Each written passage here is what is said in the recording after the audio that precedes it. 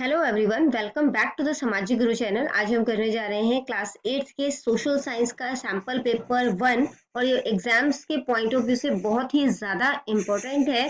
ठीक है, तो ये इंग्लिश मीडियम स्टूडेंट्स के लिए है। तो ये सबसे पहले हम देख लेते हैं कि पेपर पैटर्न जो है वो किस तरीके का होने वाला है। तो आपका पेपर 70 मार्क्स का होगा। टाइमिंग आपको 3 घंटे की दी जाएगी। सभी क्वेश्चन जो है वो कंपल्सरी है। क्वेश्चन पेपर 4 सेक्शंस में डिवाइडेड है, A B C and D. ठीक है, जो पार्ट ए है वो 15 मार्क्स का है, यानी कि एमसीक्यूज है। अब बच्चों हम सबसे पहले देख लेते हैं कि जो एमसीक्यूज है वो टोटल जो है वो हमने कितने करे। मैं एक सेपरेट वीडियो बना दूंगी सारे एमसीक्यूज, फिलअप्स और ट्रिफॉस की, जो कि एग्जाम्स के पॉइंट ऑफ व्यू से इंपॉर्टेंट है। ठीक है, उसके बाद सेकेंड वीडियो रिलीज की जाएगी जो कि आपके क्वेश्चंस जो कि एग्जाम्स के पॉइंट ऑफ व्यू से इंपॉर्टेंट है। तो चैनल के साथ फटाफट से जुड़ जाइए, चैनल को कीजिए सब्सक्राइब और इसको ज्यादा से ज्यादा शेयर कीजिए ताकि बच्चों के मार्क्स जो है वो अच्छे आ सके। ठीक है, तो ये क्वेश्चन जो है वो स्टार्ट करते हैं। सबसे पहले जो मल्टीपल चॉइस क्वेश्चन पूछा गया है ये 15 मार्क्स का है। Which of the following is an artificial resources? इसमें से कौन सा आर्टिफिशियल है, यानी कि हमने बनाया है। ठीक है, नेचुरल रिसोर्स नहीं है। तो सन जो है वो नेचुरल रिसोर्स है, फॉरेस्ट भी नेचुरल रिसोर्स है, फैक्ट्री जो है वो इंसानों ने बनाया है, दैट इज आर्टिफिशियल और मैन मेड रिसोर्सेज। ठीक है, जबकि लैंड भी नेचुरल रिसोर्सेज है। अगला क्वेश्चन है, which resources are available but are not being used और can be used in the future? इसमें से कौन सा रिसोर्सेज है जिसे अब तक इस्तेमाल नहीं किया गया है और फ्यूचर में इसका इस्तेमाल किया जा सकता है? तो उसे कहते हैं पोटेंशियल रिसोर्सेज, यानी कि संभावित संसाधन। ठीक है, अगला है, which mineral is needed to make steel from iron? कौन सा मिनरल इसमें से इस्तेमाल किया जाता है जो मतलब कि स्टील बनाने के लिए आयरन से? तो मैग्नीज का इस्तेमाल जो है वो किया जाता है। ठीक है, अगला क्वेश्चन है, which is the largest jute producing state in India? तो लार्जेस्ट जूट प्रोड्यूसिंग स्टेट कौन सा है? वेस्ट बंगाल। ठीक है, अगला जो क्वेश्चन हमसे पूछा गया है वो है, which of the following crop needs more water? इसमें से सबसे ज्यादा पानी की किस फसल को जो है वो जरूरत होगी? ठीक है, तो राइस जो है उसको सबसे ज्यादा पानी की जो है वो जरूरत होती है। ठीक है, तो हमारा आंसर जो है वो यहाँ पर राइस आ जाएगा। अगला क्वेश्चन है, व्हाट कॉजेज फ्लड्स? यानी बाढ़ किस वजह से आती है? तो बाढ़ जो है वो ज्यादा बारिश की वजह से भी आ सकती है, बादल फटते हैं उसकी वजह से आ सकती है, या डैम टूट जाए उस वजह से भी आ सकती है। तो आंसर हो गया ऑल ऑफ द अबव। ठीक है, नेक्स्ट है, when did the modern period begin in Europe? तो मॉडर्न पीरियड जो है वो यूरोप में कब स्टार्ट हुआ था? ठीक है, तो 16th सेंचुरी में। ठीक है, अगला क्वेश्चन है, बाय विच ब्रिटिश ऑफिसर? ठीक है, ब्रिटिश ऑफिसर का नाम बताना है कि was permanent settlement of land revenue was introduce in Bengal? जिनकी वजह से परमानेंट सेटलमेंट लैंड रेवेन्यू का जो है वो स्टार्ट हुआ था, तो ये लॉर्ड कॉर्नवालिस की वजह से हुआ था। ठीक है, अगला क्वेश्चन है, छोटा नागपुर एरिया में under whose leadership did the rebellion take place? तो जो विद्रोह है वो किन की लीडरशिप में स्टार्ट हुआ था? तो ये स्टार्ट हुआ था बिरसा मुंडा की लीडरशिप में। ठीक है, अगला क्वेश्चन है, विच British officer stopped the pension of Nana Saheb? तो नाना साहेब की पेंशन जो है वो किन्होंने बंद करवा दी थी? तो उनका नाम है लॉर्ड डलहौजी। ठीक है, अगला क्वेश्चन है, which capital city of East India Company gained importance after the battle of Plassey and Buxar? तो कौन सी कैपिटल सिटी जो है ईस्ट इंडिया कंपनी के टाइम पे जो है वो इंपॉर्टेंस गेन की थी? ठीक है, प्लासी के युद्ध के और बक्सर के युद्ध के बाद। तो आंसर है कैलकाता। ठीक है, जिसका कि अब जो नया नाम है वो कोलकाता है। Who said these words? We do not want to maintain relation with the Britishers. किसने कहा था ये शब्द कि हम ब्रिटिशर्स के साथ रिलेशन नहीं बनाना चाहते? We want our own government in India.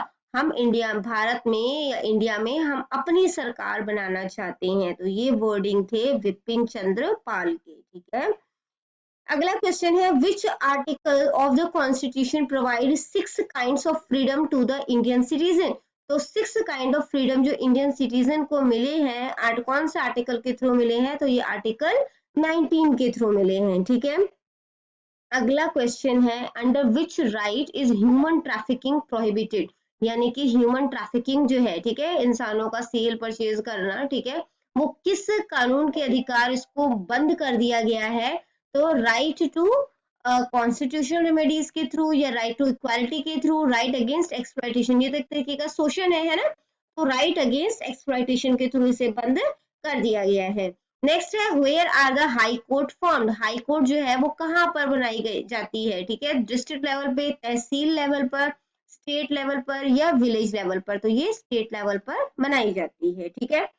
अगला जो क्वेश्चन है वो ज्योग्राफी से है, 21 मार्क्स आपके ज्योग्राफी जो है उससे होंगे, ठीक है। तो यहाँ पर जो सबसे पहला क्वेश्चन जो पूछा गया है ये है कि सॉइल क्या है, the loose and unconsolidated material which form the upper layer of the crust is called soil. तो हमारी जो धरती है उसका जो सबसे ऊपरी पार्ट होता है उसको हम क्रस्ट बोलते हैं, ठीक है। तो उसपे जो मतलब लूज चीज होती है, ठीक है, जो कि सॉलिडेट फॉर्म नहीं है, लूज है, तो उसको जो है हम लोग सॉइल बोलते हैं। और ये जो है सॉइल जो है उसका फॉर्मेशन कैसे होता है, जब पेरेंट रॉक टूटते हैं तो उससे जो है वो सॉइल बनती है, ठीक है। अगला क्वेश्चन है what is given by the natural vegetation to man, natural vegetation जो है यानी कि जो प्राकृतिक वनस्पति है वो इंसानों को क्या क्या देती है, तो वो लकड़ी देती है, ठीक है, ताकि वो बिल्डिंग बना सके, पेपर बना सके, बहुत सारे काम होते हैं लकड़ी से, है ना। इसके अलावा जो है वो फ्रूट देती है, मेडिसिन देती है और दूसरे प्रोडक्ट्स जो है वो देती है, ठीक है। अगला क्वेश्चन है what are the non conventional source of energy, तो non conventional source of energy कौन कौन से हैं, वाटर पावर, ठीक है, पानी की जो पावर होती है उसको यूज करना, सोलर एनर्जी को यूज करना, विंड पावर को यूज करना, जियोथर्मल एनर्जी या टाइडल एनर्जी, ठीक है, ये सारे ही जो है वो non conventional source of energy है। नेक्स्ट है what do you understand by the term epidemic, epidemic से आप क्या समझते हैं, when a disease spreads and affect a large number of people, जब कोई बीमारी फैलती है और काफी ज्यादा जो लोग हैं वो इससे अफेक्ट होते हैं यानी प्रभावित होते हैं, तो ऐसी बीमारियों को एपिडेमिक का नाम दिया जाता है, ठीक है, जैसे कि कोविड-19। इसके बाद जो अगला क्वेश्चन आपसे पूछा गया है 50 वर्ड्स में आंसर करना है, दो नंबर के दो क्वेश्चन है ये, ठीक है। How can you conserve the resource properly, आप रिसोर्सेज को किस तरीके से प्रॉपरली जो है वो कंजर्व कर सकते हो यानी कि बचा सकते हो। The proper and planned use of resources help in the conservation of resources, तो प्रॉपर यूज होना चाहिए संसाधनों का और प्लानिंग के थ्रू होना चाहिए, ठीक है, ताकि रिसोर्सेज कम से कम इस्तेमाल किए जाए, इनके मिसयूज से हमें बचना चाहिए और इनको बर्बाद होने और डिस्ट्रॉय होने से बचाना चाहिए, ठीक है, और ये ध्यान रखना चाहिए कि ये बर्बाद या डिस्ट्रॉय ना हो। अगला जो क्वेश्चन हमसे पूछा गया है वो है which factor affect the agriculture, कि कौन सा फैक्टर जो है वो एग्रीकल्चर को अफेक्ट करता है, तो क्लाइमेट होता है, ठीक है, मौसम, रिलीफ होता है, टाइप्स ऑफ सॉइल किस तरीके की मिट्टी है, इरिगेशन हो गया, method of cultivation, marketing, means of transport और बैंकिंग फैसिलिटी, ठीक है। अगला जो क्वेश्चन है 50 वर्ड से ज्यादा में आंसर करना है, ठीक है, आप मान के चलो 100 वर्ड तक में आंसर करना है और ये इसमें जो है वो इंटरनल चॉइसेस आपको दी जाएंगी क्वेश्चंस में। Give the importance of rivers and canals, तो रिवर और कैनाल्स की जो है वो इम्पोर्टेंस बतानी है आपने। India has a total of 1869 billion cubic metre water resources, तो इंडिया के पास इतना जो है वो वाटर रिसोर्सेज है। Out of this only 660 billion cubic metre have been utilised for irrigation, जिसमें से सिर्फ 660 बिलियन जो क्यूबिक मीटर है वो इरिगेशन यानी सिंचाई के लिए यूटिलाइज किया जा रहा है। India needs to plan these water resources to be utilise for agriculture, तो इंडिया को जरूरत है कि ये इन वाटर रिसोर्सेज का इस्तेमाल एग्रीकल्चर के लिए जो है किस तरीके से हो उसके लिए प्लानिंग करे, ठीक है, और इसके लिए उन्हें मल्टीपर्पज प्रोजेक्ट्स बनाने चाहिए, should be planned and completed. Groundwater resources should be used for providing water power to tubewell, और जो ग्राउंड वाटर है यानी जमीन के नीचे जो पानी होता है उसका इस्तेमाल जो है वो ट्यूबवेल के थ्रू पानी देने में किया जाना चाहिए, ठीक है। A lot has been done to manage our water resource, काफी काम किया जा चुका है कि हम अपने जो वाटर रिसोर्सेज है उनका सही तरीके से इस्तेमाल कर सके, उन्हें मैनेज कर सके, but due to technological and financial limitation still much of water goes waste to ocean, लेकिन क्योंकि हमारे पास टेक्नोलॉजी इतनी ज्यादा नहीं है या कह सकते हो पैसे की कमी के कारण तो काफी सारा पानी है वो वेस्ट जो है वो ओशन में मिल जाता है। अब आपको पता है कि रिवर जो है वो कहाँ पर खत्म होती है, वो सारा जो है रिवर अपना पानी ओशन में जो है वो लास्ट में ड्रॉप कर देती है, ठीक है। तो इस वजह से सारा काफी ज्यादा पानी जो है वो ओशन में बर्बाद चला जाता है। या तो ये क्वेश्चन अटेम्प्ट करना है, या अगला क्वेश्चन है mentioning the major type of soil, write the importance of alluvial soil. Alluvial soil की इंपॉर्टेंस बतानी है, टाइप्स ऑफ सॉइल को बताते हुए, ठीक है। तो एल्यूवियल सॉइल हो गया, ब्लैक सॉइल है, 6 तरीके की सॉइल है टोटल, ठीक है। रेड सॉइल है, लेटराइट सॉइल है, फॉरेस्ट और माउंटेन सॉइल है, ठीक है। और इसके अलावा जो है वो डेजर्ट सॉइल है। एल्यूवियल सॉइल जो होते हैं वो बच्चों फाइन पार्टिकल से बनते हैं, ठीक है। और ये जो है वो कॉम्बिनेशन है क्लेई सॉइल और फर्टाइल सॉइल का, ठीक है। Therefore, the alluvial plain are very useful for agriculture, और जिस वजह से इसे एग्रीकल्चर के लिए बेस्ट सॉइल माना जाता है। ये इस तरीके की मिट्टी जो है वो आपको गंगा, ब्रह्मपुत्र और इंडस रिवर के प्लेन में जो है वो देखने को मिलती है, ठीक है। इट हैज टू टाइप्स, इसके दो तरीके होते हैं, खादर सॉइल और बांगर सॉइल। अगले क्वेश्चन को देखते हैं, how do the disaster affect the man. आपदा जो होती है, ठीक है, वो किस तरीके से इंसानों को प्रभावित करती है। तो आपदाओं की वजह से काफी ज्यादा जो है वो जान और माल की हानि होती है, लाइफ का नुकसान होता है, प्रॉपर्टी का नुकसान होता है, ठीक है। इसके अलावा जो सिविक फैसिलिटीज है, जैसे कि इलेक्ट्रिसिटी कह लो, फोन, इंटरनेट, ये डिस्टर्ब हो जाते हैं, ठीक है। लोग जो है वो अपने फैमिली से सेपरेट हो जाते हैं, जो फसलें हैं और जो कैटल्स हैं वो बह जाते हैं। एपिडेमिक्स जो है उसकी वजह से क्या होता है, जो लाशें होती है वो सड़ती है वहीं पर, ठीक है, जिसकी वजह से काफी ज्यादा जो है एपिडेमिक जो है वो फैलती है। Progress made in years is destroyed in minute. जो इतने सालों में हमने तरक्की की है, ठीक है, इतने बड़े बड़े फ्लाईओवर बनाए हैं, लोगों ने अपनी मेहनत से अपने जो है वो घर बनाए हैं, वो सारा 1 मिनट में जो है वो नष्ट हो जाता है, ठीक है। तो ये सब किसका प्रभाव है, ये सब डिजास्टर का प्रभाव है। एक एग्जाम्पल ले सकते हैं डिजास्टर का, जैसे अर्थक्वेक हो गया, ठीक है। एपिडेमिक का नाम लिया है तो कोविड हम लोग कह सकते हैं। और नेक्स्ट क्वेश्चन अटेम्प्ट कर सकते हो आप लोग, जिसमें आपसे पूछा गया है, what steps can be taken for protection from drought. तो सूखे से बचने के लिए हम किन किन तरीकों को अपना सकते हैं, ठीक है। Harvesting of rain water must be popularised among the people. Rain water, बारिश के थ्रू अगर हम हार्वेस्टिंग करें तो इसको जो है वो पॉपुलर बनाना चाहिए, ठीक है। Small dams for collecting water should be build. छोटे छोटे डैम बनाए जाने चाहिए ताकि पानी को ज्यादा से ज्यादा कलेक्ट किया जा सके। पेड़ों को लगाना चाहिए, ठीक है। इसके अलावा farmer should be encourage to join crops and insurance scheme. को ज्वाइन क्रॉप्स और इंश्योरेंस स्कीम को ज्वाइन करना चाहिए फार्मर्स को। Such crop should be grown which need small amount of water. तो कुछ फसलें होती है जिनको कम पानी की जरूरत होती है, ठीक है, जैसे बाजरा हो गया, तो या चने हो गए, तो इनको ज्यादा से ज्यादा उगाना चाहिए। वाटर फ्रॉम अदर एरियाज भी सप्लाइड। तो वाटर जो है वो दूसरे एरिया में भी सप्लाई किया जाना चाहिए। Water should be collected in tanks. और पानी को टैंक्स में जो है वो कलेक्ट करना चाहिए, ठीक है। अगला क्वेश्चन जो है वो मैप पॉइंटिंग का है। 10 प्लेसेस आपको दिए जाएंगे, उसमें से 7 प्लेसेस आपने मैप में पॉइंट आउट करना है, ठीक है। तो आइए मैप जो है वो स्टार्ट करते हैं। तो सबसे पहले हमसे पूछा गया है any one northern plane of India, ठीक है। तो हमारा जो पंजाब है ये भी नदर्न प्लेन है, ठीक है, ये नदर्न प्लेन का एरिया है। इसके बाद जो हरियाणा है, ठीक है, वो भी नदर्न प्लेन का एरिया है। यूपी, ठीक है।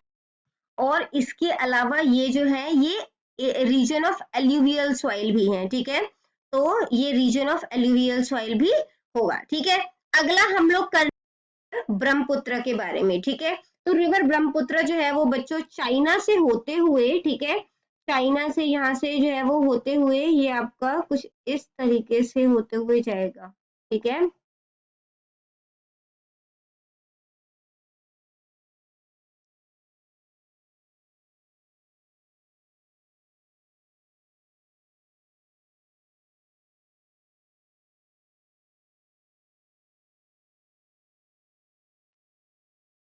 ठीक है, ये कुछ इस तरीके से आपका ये रिवर ब्रह्मपुत्र है।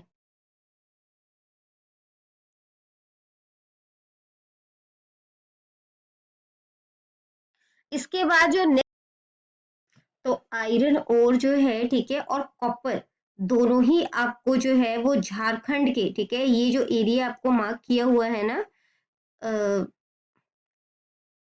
ये वाला एरिया, ठीक है, यहाँ पर आपको देखने को मिल जाएगा, ठीक है। तो ये क्या है, यहाँ पर आपको आयरन ओर और कॉपर, ठीक है, दोनों ही देखने को मिल जाएगा। और ये क्या है, ये है झारखंड में सिंहभूम।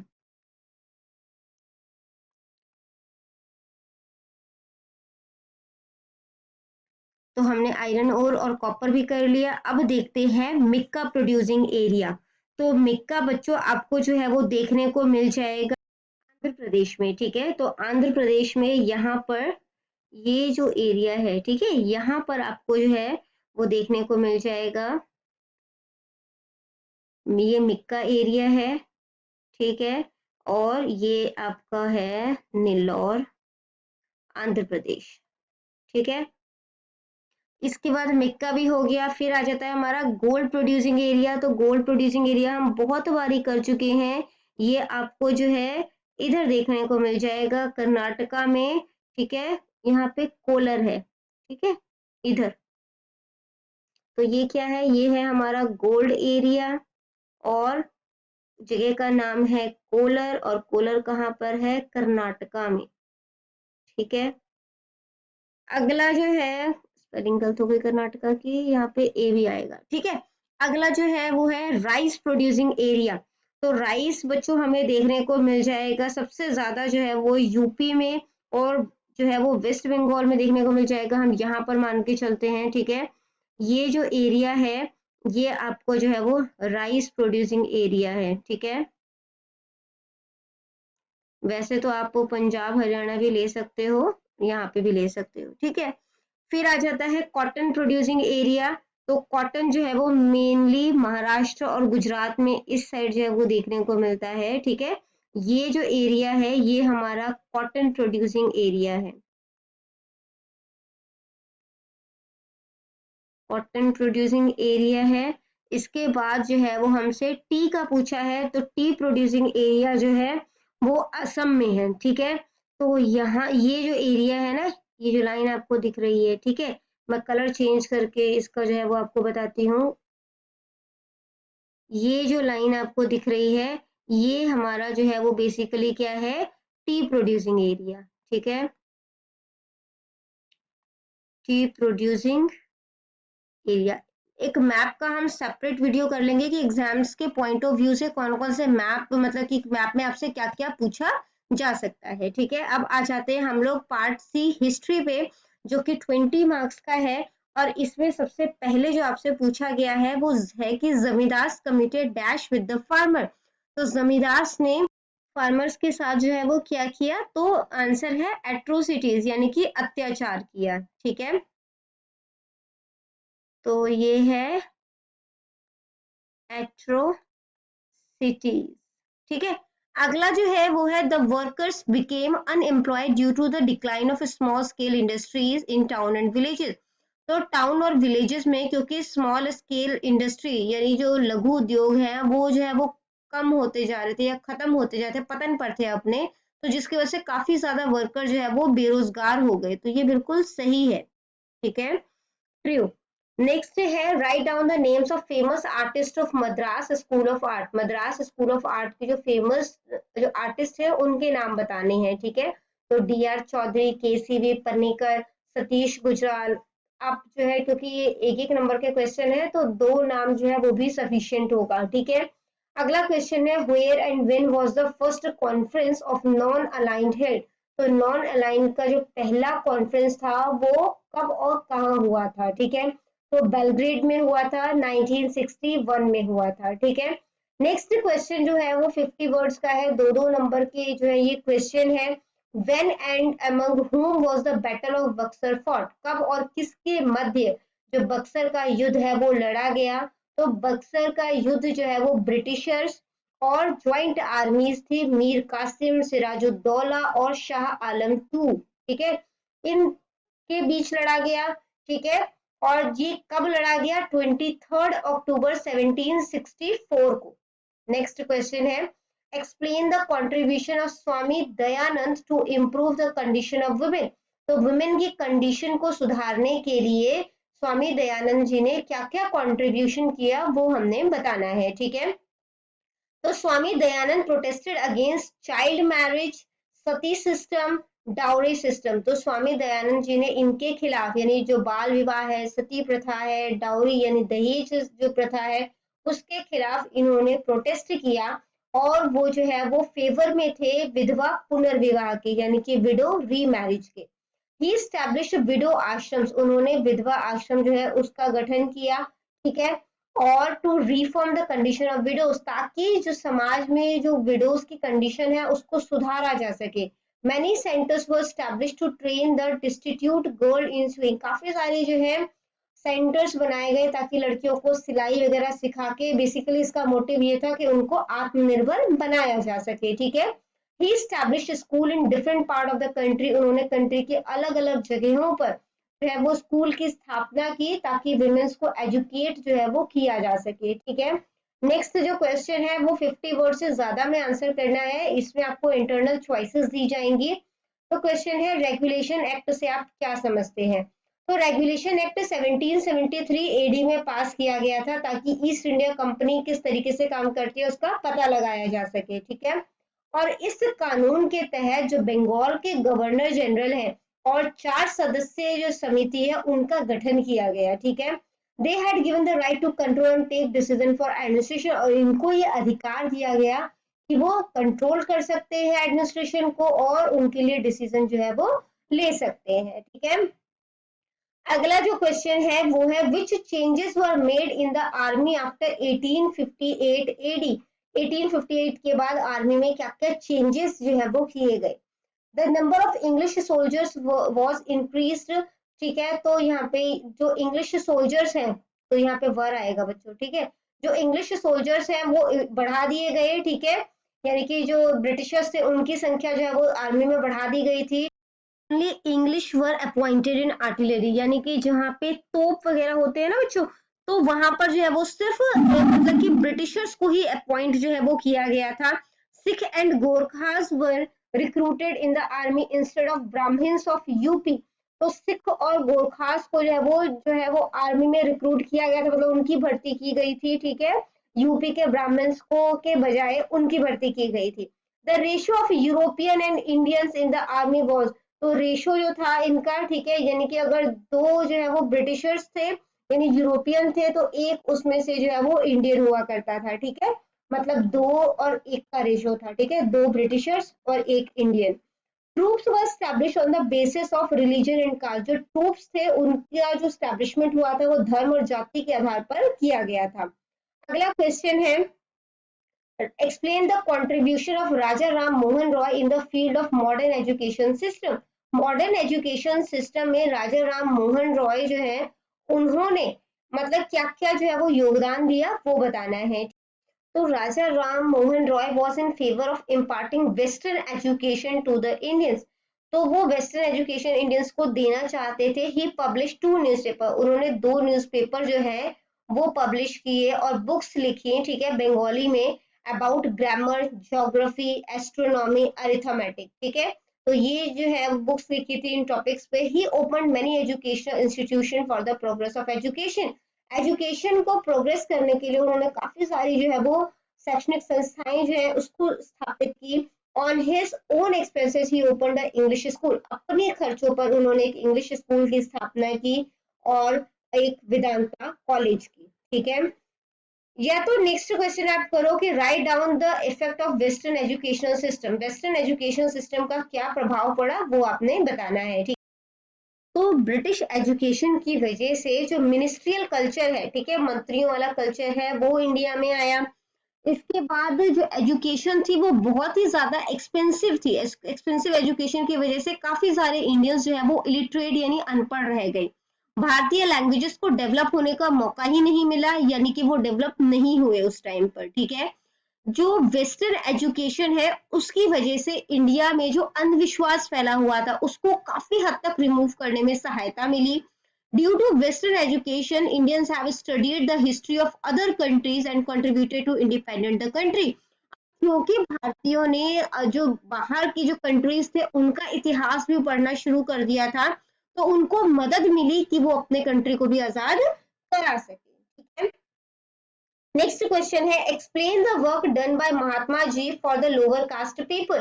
तो महात्मा गांधी जी का लोअर कास्ट पीपल के लिए क्या योगदान रहा या उन्होंने क्या काम किया वो आपने बताना है, ठीक है। तो महात्मा गांधी जी जो है वो अनटचेबिलिटी यानी जो छुआछूत है उसका जो है वो विरोध करते थे, ठीक है। और उन्होंने नागपुर में इसका विरोध किया, नागपुर के कॉन्फ्रेंस में, कब, 1920 में, ठीक है। He ordered the conference to organize the lower caste people for their welfare। तो उन्होंने जो है वो कांग्रेस से कहा कि वो लोअर कास्ट पीपल की भलाई के लिए जो है वो मतलब उनको ऑर्गेनाइज करे और उनकी जो सोशल, मेंटल और जो मॉरल कंडीशन है उसको सुधारने की कोशिश करे, ठीक है। महात्मा गांधी जी ने हरिजन वर्ड का इस्तेमाल किया लोअर कास्ट पीपल के लिए, और वो जहां पर भी जाते थे तो वो लोगों से कहा करते थे कि वो ज्यादा से ज्यादा स्कूल्स खोले, रोड्स जो है वो करें, ठीक है, स्टार्ट, पब्लिक वेल्थ जो है वो खोले, untouchables and treat every human being equal, ठीक है। तो सभी इंसानों को एक जैसा जो है वो ट्रीट करें। नेक्स्ट क्वेश्चन है कि जो वीर सालिंगम है उनको आंध्र प्रदेश का प्रोफेट जो है वो क्यों कहा जाता है, ठीक है। तो वीर सालिंगम जो है उनको आंध्र प्रदेश का जो है वो मॉडर्न आंध्र प्रदेश का प्रोफेट कहा जाता है, because he started a struggle to give equal right, क्योंकि उन्होंने जो है वो काफी ज्यादा जो है वो कोशिशें की ताकि वुमेन को जो है वो इक्वल राइट्स मिल सके, विधवा पुनर्विवाह के लिए, ठीक है, इंटरकास्ट मैरिज के लिए। He contributed throughout his life to the improvement of the lower caste and for social reform. उन्होंने अपनी सारी जिंदगी, कह सकते हो आप, लोअर कास्ट लोगों के लिए और समाज में बदलाव लाने के लिए जो है वो काम किया। अगला क्वेश्चन है कि आप सत्याग्रह मूवमेंट से क्या समझते हैं। The idea of satyagraha basically emphasise the power and search of truth for truth, ठीक है। तो बेसिकली सत्याग्रह जो है वो एक पावर है, ठीक है, जिसमें कि सच्चाई की पावर है, आप कह सकते हो। Under the leadership of Mahatma Gandhi ji satyagraha movement was started against the Rowlatt Act of 1919 AD. तो रोलेट एक्ट जो स्टार्ट किया गया था उसके विरोध में जो है वो, कह सकते हो आप, सत्याग्रह मूवमेंट की स्थापना जो है वो की गई थी। या तो नेक्स्ट क्वेश्चन अटेम्प्ट करो कि साइमन कमीशन क्या है। तो British government sent Simon Commission in 1928 AD to India to inquire about the reform for the Act of 1919 AD। तो 1919 में जो एक एक्ट पास किया गया था, ठीक है, उससे क्या क्या जो है वो बदलाव आए हैं उसके बारे में ब्रिटिश गवर्नमेंट को जानकारी लेने के लिए साइमन कमीशन को भेजा गया भारत में। कब भेजा गया? 1928 में। दिस कमीशन हैड 7 मेंबर, इसमें 7 सदस्य थे लेकिन कोई भी इंडियन नहीं था, और जिस वजह से इसका काली झंडियों के साथ विरोध हुआ। और जहां पर भी ये जो है वो, कह सकते हो, कमीशन गया, लोगों ने साइमन कमीशन गो बैक के नारे लगाए, मतलब साइमन कमीशन वापस जाओ। गवर्नमेंट ने यहाँ तक कि लाठी चार्ज भी किया, जिसका रिजल्ट ये रहा कि लाला लाजपत राय जी जो है उनको जो है वो ज्यादा चोट लग गई और उनकी मृत्यु भी हो गई, ठीक है। नेक्स्ट जो है वो सिविक्स पार्ट जो है वो स्टार्ट हो जाता है हमारा। 14 मार्क्स का आपका सिविक्स पार्ट है। The first fundamental right is, तो सबसे पहला फंडामेंटल राइट जो हमें मिलता है, ठीक है, हमारा कॉन्स्टिट्यूशन जो हमें देता है वो कौन सा है? राइट टू इक्वालिटी, ठीक है, राइट टू इक्वालिटी। नेक्स्ट हमसे ट्रू फॉल्स पूछा गया है। Admission can be denied in government institution on the basis of religion, caste and colour. कि एडमिशन जो है वो किसी भी सरकारी संस्थाओं में धर्म, जाति या रंग के आधार पर मना किया जा सकता है, ठीक है, तो ऐसा नहीं किया जा सकता, इस करके ये फॉल्स है, ठीक है। नेक्स्ट जो क्वेश्चन है वो है पीआईएल क्या है। पीआईएल की फुल फॉर्म क्या होती है? सबसे पहले वो याद कर लेना, पब्लिक इंटरेस्ट लिटिगेशन। तो जब जनरल पब्लिक, कोई भी एक व्यक्ति जो है किसी पर्टिकुलर केस पर जो है वो फाइल करता है, ठीक है, कोई केस जो है वो फाइल करता है जो जनरल पब्लिक इंटरेस्ट का हो, ठीक है, सिर्फ मतलब कि एक पर्सन जो है ए के बेसिस पर ना हो, ठीक है, ये ज्यादा लोगों को अफेक्ट करता हो तो उसके लिए पीआईएल जो है वो अप्लाई की जा सकती है। फिर नेक्स्ट क्वेश्चन है कि लिंग्विज्म क्या होता है। When discrimination is based made on the basis of language, जब लैंग्वेज के बेसिस पर जो है वो डिस्क्रिमिनेशन किया जाता है, और people give importance to their own languages than to national issue, और जब लोग राष्ट्रीय मुद्दों के बजाय अपनी लैंग्वेज को ज्यादा इंपॉर्टेंस देते हैं तो उसे लिंग्विज्म कहा जाता है, ठीक है। अगला क्वेश्चन 50, नेक्स्ट क्वेश्चन जो है वो 50 वर्ड्स में आंसर करना है। क्वेश्चन है प्रियम्बल यानी प्रस्तावना क्या होती है। The preamble include the basic objective and principles of the constitution. तो हमारा जो संविधान है उसके जो बेसिक ऑब्जेक्टिव है, ठीक है, और जो प्रिंसिपल्स हैं उसको जो है प्रियम्बल में जो है वो इंक्लूड किया जाता है, यानी कि शामिल किया जाता है। अगला क्वेश्चन है what is meant by casteism and untouchability. Casteism और अनटचेबिलिटी से क्या समझते हो? तो कास्टिज्म जो होता है वो एक तरीके का डिस्क्रिमिनेशन है, यानी कि भेदभाव है, किस आधार पर? कास्ट के आधार पर, ठीक है। जबकि जो अनटचेबिलिटी है वो एक सामाजिक बुराई है, जिसमें कि सर्टेन कास्ट के लोगों को जो है वो मतलब कि छूना जो है वो एक अभिशाप जो है वो समझा जाता। हाँ, ठीक है। नेक्स्ट जो है वो क्या है कि 50 वर्ड्स में आंसर करना है इसका, और इसमें इंटरनल चॉइसेस आपको दी जाएंगी। What is meant by प्रोहिबिटेशन of liquor, यानी कि लिकर होता है शराब, ठीक है, और प्रोहिबिटेशन मतलब मना करना, तो या कह सकते हो उस पर रोक लगाना। And why and how should it be put into practice, और इसे किस तरीके से प्रैक्टिस में लाया जा सकता है।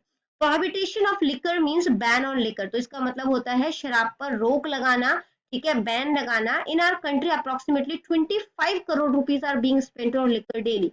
हर दिन शराब पर 25 करोड़ रुपए जो है वो लगभग खर्च किए जाते हैं हमारी कंट्री में, और इसको जो है वो कानून के तहत जो है वो बंद किया जा सकता है, ठीक है। नेक्स्ट जो है वो क्वेश्चन है how was the constitution of India form. Bharat का संविधान जो है वो किस तरीके से बना? तो भारतीय संविधान जो है वो डॉक्टर बी आर अम्बेडकर के नेतृत्व में जो है वो 7 सदस्य कमेटी का गठन किया गया ताकि संविधान का निर्माण हो सके। और इस कमेटी ने काफी सारे सिद्धांत मतलब कि अलग अलग कंट्रीज के संविधानों का अध्ययन किया, और उसमें से जो सिद्धांत उन्हें अच्छे लगे वो उन्होंने जो है वो इंडियन कॉन्स्टिट्यूशन में अपना लिया। भारतीय संविधान को बनने में 2 साल 11 महीने और 18 दिन का समय लगा, ठीक है। नेक्स्ट क्वेश्चन है इंडियन पार्लियामेंट का कॉम्पोजिशन जो है वो किस तरीके से हुआ है वो बताना है। तो दो जो है हाउस मिलकर पार्लियामेंट बनाते हैं, लोकसभा और राज्यसभा, ठीक है। लोकसभा नाम से पता चल रहा है, लोक मतलब क्या होता है? पीपल, ठीक है, और सभा यानी हाउस, तो हाउस ऑफ द पीपल है। Lok Sabha is compose of the directly elected representative of the people. तो लोग डायरेक्टली जिन लोगों को वोट करते हैं, ठीक है, जिन मेंबर्स को वोट करते हैं वो लोकसभा में जाते हैं। The maximum strength of the house invested by the constitution is 545, और 545 इसमें मैक्सिमम सदस्य हो सकते हैं। This house may be dissolved by the president under certain rules, और इस जो मतलब कह सकते हैं ये जो लोकसभा है, ठीक है, या जो लोअर हाउस है, इसे प्रेसिडेंट जो है वो कुछ सर्टेन कंडीशंस होती हैं, तो अगर उसमें ये लाए करता है तो संविधान मतलब लोकसभा को भंग भी कर दिया जाता है टाइम से पहले, वरना लोकसभा का जो टाइम पीरियड होता है वो 5 साल का होता है, ठीक है। जबकि जो राज्यसभा है ये परमानेंट हाउस है, इसका मतलब इसको डिसॉल्व नहीं किया जा सकता, ठीक है, इसे भंग नहीं किया जा सकता। इसकी जो टोटल स्ट्रेंथ होती है वो 250 होती है, जिसमें से 238 मेंबर्स होते हैं वो स्टेट और यूनियन टेरिटरीज से चुने जाते हैं, जबकि 12 मेंबर्स को हमारे प्रेसिडेंट जो है वो चुनते हैं, जो कि अपने फील्ड में एक्सपर्ट है, ठीक है। जैसे कि लिटरेचर के फील्ड में एक्सपर्ट हो सकते हैं, सोशल सर्विस, साइंस और आर्ट, इनमें से जो है वो हो सकते हैं। The member of the Rajya Sabha are indirectly elected by member of the legislative bodies of the state। और ये जो राज्यसभा के मेंबर्स होते हैं ये दो मतलब कि legislative bodies of the states है, ठीक है, जो स्टेट्स के जो लेजिस्लेटिव यानी विधानसभा विधान परिषद है वहां से जो है वो इनडायरेक्टली चुने जाती है। तो नेक्स्ट क्वेश्चन अटेम्प्ट करना है give necessary suggestion for the improvement of the position of parliament. अब हम सब जानते हैं कि पार्लियामेंट की पोजीशन जो है वो मतलब कि डाउनफॉल में है, यानी कि वो गिरती जा रही है, तो उसे किस तरीके से इम्प्रूव किया जाए उसके बारे में आपसे पूछा गया है। Law should only be pass after proper discussion. Laws जो है वो सिर्फ प्रॉपर डिस्कशन के बाद ही जो है वो पास किया जाना चाहिए। जो स्पीकर होते हैं वो न्यूट्रल होना चाहिए, यानी किसी एक पार्टी का फेवर उन्हें नहीं करना चाहिए। नेक्स्ट है members should be present in the meetings of parliament. जो पार्लियामेंट के मेंबर्स है उन्हें मीटिंग में प्रेजेंट होना चाहिए, ठीक है, यानी कि मीटिंग अटेंड करनी चाहिए। The number of meetings should be increase. जो मीटिंग्स जितनी बार होता है उसकी संख्या बढ़ाई जानी चाहिए। जो पॉलिटिक्स है वो जिद की पॉलिटिक्स नहीं होनी चाहिए, ठीक है। हमें ये देख के मतलब कह सकते हो कि जो पार्लियामेंट है उन्हें ये देख के काम करना चाहिए कि लोगों का सबसे ज्यादा जो है वो भलाई किस तरीके से हो सकती है। और स्टेबल गवर्नमेंट जो है वो बननी चाहिए, जो दिन प्रतिदिन सरकार जो है वो गिरेगी, ठीक है, यानी कि उनका टाइम पीरियड जो है वो फिक्स नहीं है, तो ऐसी सरकार अच्छी नहीं मानी जाती। यहाँ पे हमारी वीडियो खत्म हो जाती है। इनकेस आपको कोई भी डाउट है तो आप कमेंट सेक्शन में क्वेश्चन कीजिए, आपको रिप्लाई मिल जाएगा। Thank you very much and all the best for your exams.